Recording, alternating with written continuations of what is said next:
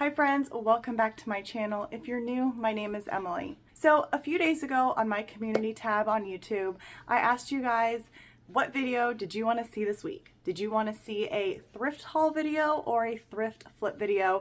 And the thrift flips won. So that is what we are doing today. These items came from the thrift store, an estate sale, and even on the side of the road. I'm really excited for this video. I hope you guys enjoy, and let's get started on these projects. For this project, I am using this cutting board that I grabbed from an estate sale. I think I got it for like $2, and I knew that it would be a great base for a sign. I just didn't really know what I wanted to do with it when I grabbed it. So I finally figured out what I was going to do with this piece. I had to start by sanding it down. The cutting board was a little bit rough and it did have some nicks in it. So I think I started with 120 grit, and then I worked my way up to 220, and I did both the front and the back. I decided that I was going to use this side that you were seeing as the front. So the reason I realized what I was going to do was because of these stencils, or these transfers from Essential Stencil. So in my last video, I did mention that they did send me the stencil set as well as some transfers to try.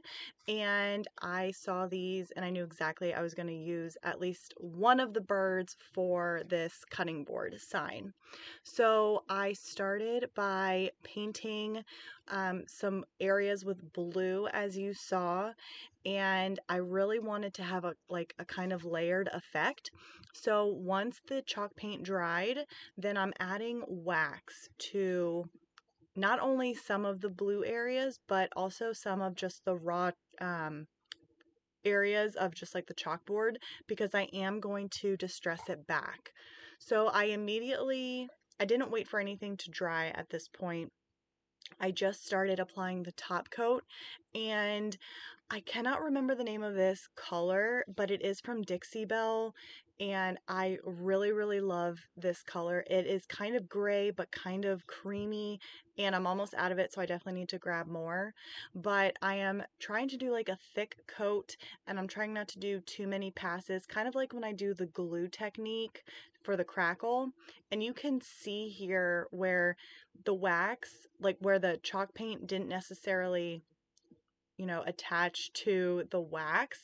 And that's exactly what I wanted, because I'm taking the packing tape and I'm going to apply it to the entire front of this cutting board to create that distressed look. And anywhere where the wax was, the um, the chalk paint is going to pick up. It's going to be removed. So that's why I wanted to do layers. So you're going to see some of the blue and you're going to see some of the natural chalk paint or natural cutting board. And I don't know if I didn't let this dry long enough. I thought that I had let it dry long enough, but it kind of picked up a lot more of the top coat than I thought, because I definitely didn't add that much wax. So I may have not let it dry long enough. I still am very happy with how it turned out, but I wasn't expecting it to distress this much. So before I put the transfer on, I do a light clear coat, and I am using Big Top clear coat, and I let that dry. I end up letting that dry overnight to make sure it was really dry. And then I cut out the two pieces that I want from this stencil set.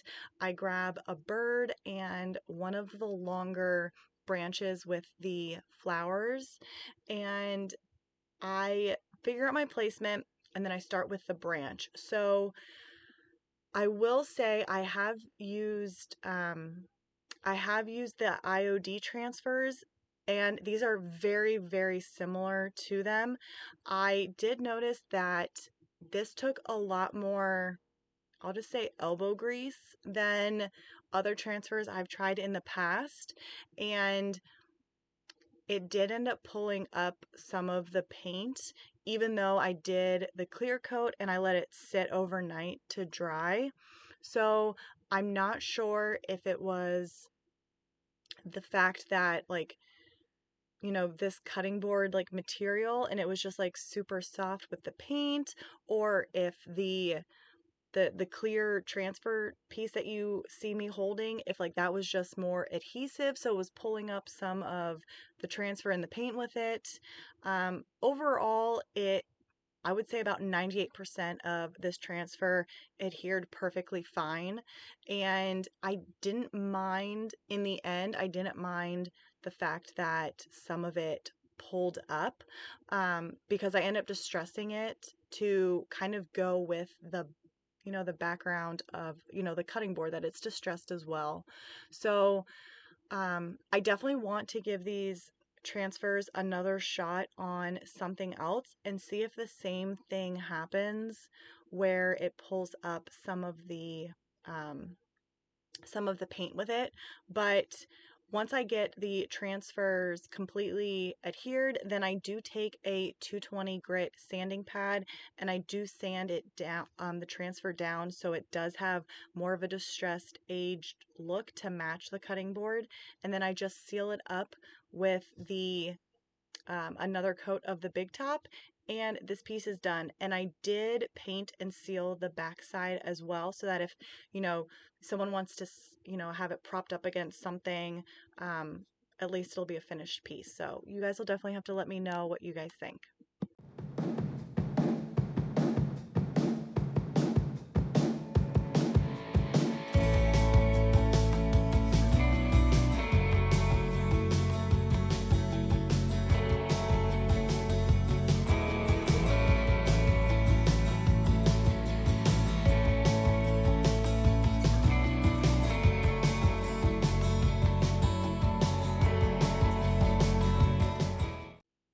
This project, I found this lamp at the thrift store over the weekend. It was, I think it was 25% off of $12. I grabbed it for my bedroom. So I have been trying to make over my bedroom slowly, and I loved the shape and texture of this lamp. I just wasn't crazy about the color. So that is what I'm going to fix. I was kind of torn on what color I wanted to do. My husband even asked me when I brought home the lamp, he was like, what are you going to do with this? And I was like, oh, well, I think I'm going to paint it black and age it up a little bit. So this black is from Behr. It's Behr chalk paint. It is the pre-mixed black um, paint that you can get from Home Depot. I just forget the name of it. I have used this on two hutches and a vanity as well. And so this goes a long way. And I love this because it's not a super harsh black. Um, it's a softer black, which I like. So because this lamp already had the texture that I was looking for and like the ribbing that I was looking for, I didn't have to add any baking soda. I didn't have to do anything to it but paint it. So this is a great flip for me. I wanted to add just a little bit more like color dimension to it. So I grabbed this brown acrylic paint and I'm just taking a chip brush and I'm just randomly like dabbing it all over. I'm not really looking for texture. I'm just looking for color variation, which is why I didn't add any like salt wash or baking soda or anything to it. And once I finished that, I ended up dipping just the same chip brush. I ended up mixing a little bit of the black with the brown, and then I kind of covered it up so that the brown spots weren't super like noticeable and like harsh, if you know what I mean. If that makes any sense to you guys. So I do that for the entire piece, and then once it fully dries, I let it sit for a couple hours, and then once it was dry, I took the Behr brown wax, and that is how I sealed it. I covered the entire thing, and then I took a paper towel and wiped it back. I love this brown wax from Behr. It is very creamy. It applies so well, and I love mixing it with like this black because it richens up this black so much. Like I think it's a very, very pretty piece and it makes it look really high end with this wax finish, I think. And it goes really, really well in my room. I let it dry overnight, and the lampshade that you will see on it is not the final lampshade. It's just a spare one that I have. So I'm on the hunt for a good lampshade that's going to fit.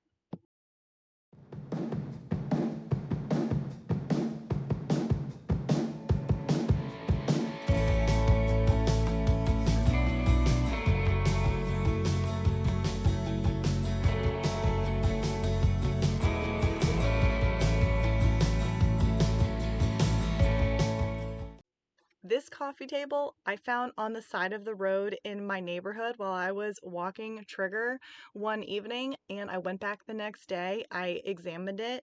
It was in perfect condition, so I threw it in my trunk and I brought it home.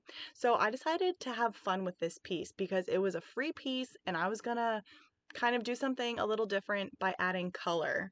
So I knew I wanted to do a two-toned look, so I sanded the top down and I forgot to record it. So I realized, and that's just showing like the before and the after with the sanding. Like this was so orange, a lot more orange than I thought until I sanded it down and I was comparing like the natural wood versus like the orange, you know, stain and, clear coat to it. But like I said, I sanded the top down and I made sure to get the sides really well because I am going to stain it. So any areas that still had some of like the protect, like the clear coat on it, the stain wouldn't adhere to it and it would look off. So I made sure I thoroughly sanded the top down, and I wasn't sure if there was going to be any bleed through. So I did a decent coat. I just did one coat, but a decent coat of shellac on the base. I didn't end up scuff sanding this at all, but I wasn't sure about bleed through regardless. So that's why I did the coat of shellac. So while the shellac was drying, I did stain the top, and this is, I believe it's espresso. I was going for a really like rich top, and the honey color that I normally stain was just a little too warm for me. I was really going for this darker color. So I did one coat of the stain, and while that was drying, I moved on to the legs. And this is where I kind of went out of my comfort zone because if you guys have been around for a while, I normally paint, furniture white, black, or some type of gray. And I wanted, like I said, I wanted to have fun with this piece. So I ended up mixing this green from Dixie Belle. I ended up mixing it with a black paint from Dixie Belle as well to create this color. So not it's kind of like a vintage green, and I really, really liked it. Um, I I can't remember. Um, it was like two parts of the green and one part black, I believe, to get this color. I really did end up liking how it looked. Um, I ended up doing two coats of the paint, and this is after the first coat. I wasn't going for full coverage, but I definitely want to get as much paint on there as possible. So I do get the second coat on, and I did water the paint down just a little bit so that it would have a nice smooth finish. I was also very close to the bottom of the paint mixture, so I wanted to make sure that I could get um, all of it on to this piece before I ran out of the mixture that I had created.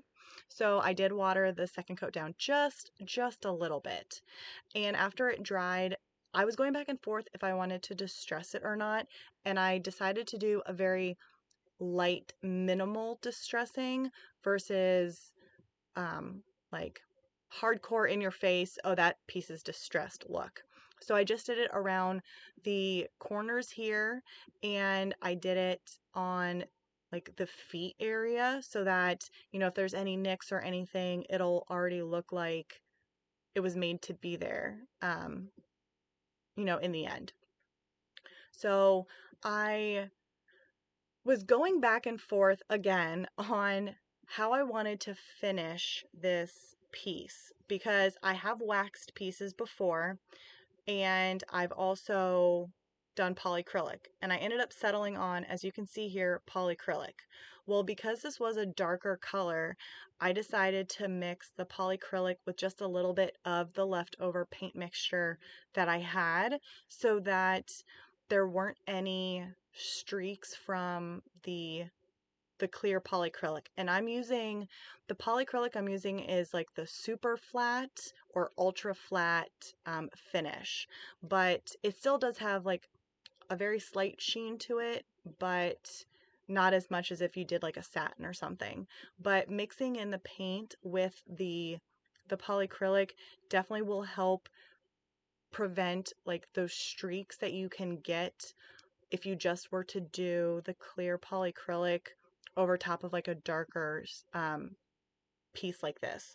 So I did one coat on the bottom, and then on the top stained piece, I did the polyacrylic, but obviously not this mixture with the green. I just did the clear polyacrylic, and I did 2 coats on the stained top piece. And in between the two layers of the polyacrylic on the top, I did a light scuff sand with 320 grit sandpaper, just to ensure that any raised areas of the wood grain from the first layer of polyacrylic was smoothed out, and everything, the layer of polyacrylic was even as well. And I did want to share here, so you see how I'm brushing back and forth, but only like a portion of it, and then I go to the middle portion and I do the polyacrylic. Don't do what I did. So if you can see here in this clip here, you can kind of see how the polyacrylic is like overlapping the first portion that I did. And then when I move on to the next portion, that's going to kind of overlap the middle portion. Well, when it dries, you're going to see that overlapping because you're kind of getting 2 layers of polyacrylic, whereas the other portions are just the one. So the scuff sanding also was important to level that out as well. So when I did it the second time, I brushed from one side of the table to the other for the entire second coat, and I did not get that filmed. I thought I was filming, but I wasn't. So just make sure that you're going from one side to the other with your piece when you are doing the polyacrylic.